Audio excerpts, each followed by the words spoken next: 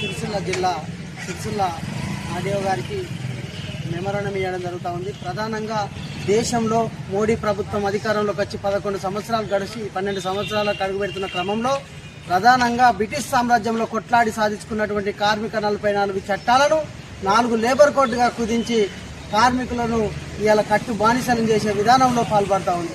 ఇలా కార్పొరేట్ శక్తులకు పెట్టుబడిదారు వ్యవస్థకు మద్దతుగా మారి కేంద్ర బీజేపీ ప్రభుత్వం, కేంద్ర మోడీ గారు ఇలా కార్మికుల యొక్క పొట్టలు కొట్టే విధానంలో పాల్పడతా ఉన్నారు. ప్రధానంగా మేము అడుగుతా ఉన్నాం, ఈ దేశంలో మీరు సాధించిపెట్టినటువంటి చట్టాలు ఇవి కావు.